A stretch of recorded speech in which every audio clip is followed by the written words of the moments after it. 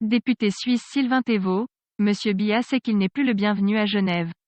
C'est l'objet d'un post de Cameroun Web sur sa page Facebook. La suite, dans un instant.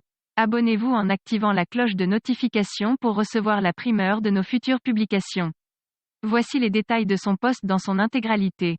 Député suisse du canton de Genève, il avait initié en 2019 une pétition en ligne dont le but était de faire de Paul Biya, persona non grata, en Suisse. Cette requête n'a pas malheureusement pas eu de suite favorable, mais le député suisse reste convaincu que sa démarche a été un message fort à Paul Biya. Lire en intégralité, l'interview qu'il a accordée en octobre 2020. Vous avez initié depuis 2019, une pétition demandant aux autorités helvétiques de déclarer Paul Biya, le président de la République camerounaise, persona non grata. Sur quoi se fonde votre requête? Le droit de pétition est un droit constitutionnel en Suisse. La pétition, pour que Genève déclare Paul Biya persona non grata, a été lancée suite aux événements de juin 2019 et a récolté plus de 15 000 signatures. À l'époque, l'indignation était générale suite aux violences exercées par les gardes du corps de Paul Biya à l'encontre d'un journaliste de la RTS, Radio-Télévision Suisse. Ce dernier avait été brutalement molesté et son matériel professionnel confisqué. Par la suite, ces gardes du corps ont été condamnés pour la justice pénale genevoise. L'indignation ayant conduit au lancement de cette pétition portait aussi sur le train de vie royal et les dépenses somptuaires de Monsieur Biya et sa suite à l'hôtel Intercontinental. Si Genève est la capitale des droits humains et reçoit quantité de chefs d'État dans l'exercice de leurs fonctions ainsi que dans le cadre de négociations politiques, des sessions de l'ONU, elle n'a pas pour fonction d'être un lieu de villégiature pour dictateurs, ni un lieu d'hébergement pour les biens mal acquis. Cette pétition avait donc un contenu conjoncturel, condamner les violences de juin 2019, et structurel, refuser à ce que l'hôtel Intercontinental soit une base arrière pour les dépenses pharaoniques de Paul Biya avec l'argent du peuple camerounais. Dans votre requête, vous semblez mettre en avant la question des droits de l'homme. Et à côté les autorités camerounaises évoquent à leur tour, l'agression d'un chef d'État en exercice. Que dites-vous à propos? En aucune façon et à aucun moment Monsieur Paul Biya n'a été agressé ou molesté à Genève. Bien au contraire, il y a trouvé un accueil de qualité et le respect de sa personne. Droits fondamentaux qui aujourd'hui ne sont, et de loin, pas garantis pour toutes et tous au Cameroun. Vous évoquez des montants pharaoniques et insistez sur le fait que l'argent utilisé par Paul Biya pour ses séjours à Genève est celui du contribuable.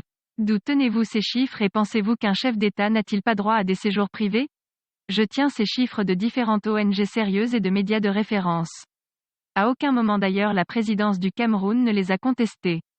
Si Monsieur Paul Biya souhaite, en toute transparence, communiquer les chiffres de ses somptueux voyages, et ce depuis 38 ans qu'il dirige le Cameroun, je les étudierai bien volontiers.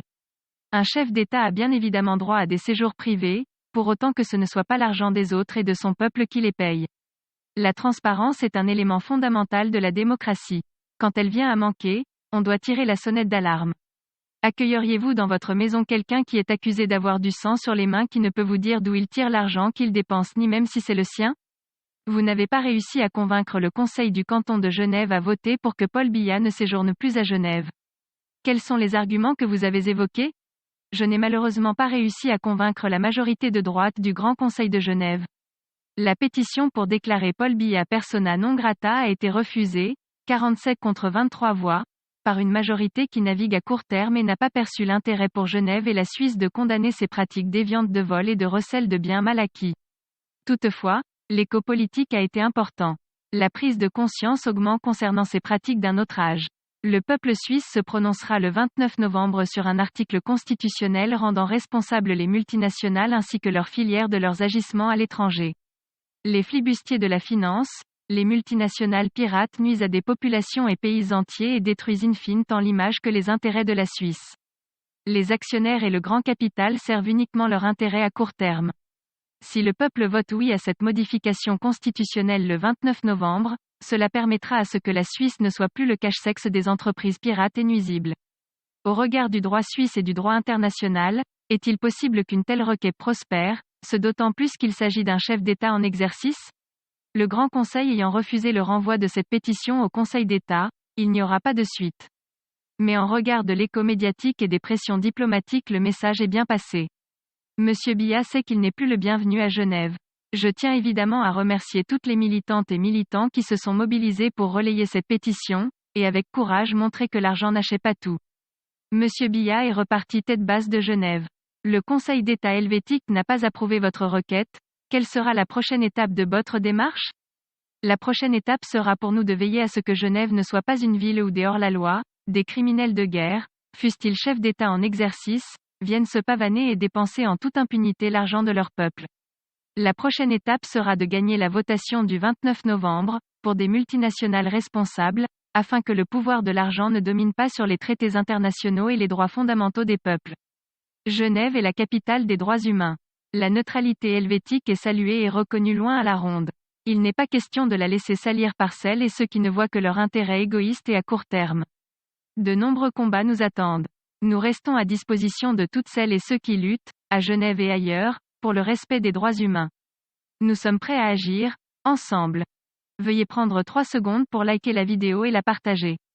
N'oubliez pas de vous abonner à la chaîne YouTube, Boudman, sur le site www.camertv.info. À bientôt pour de nouvelles publications.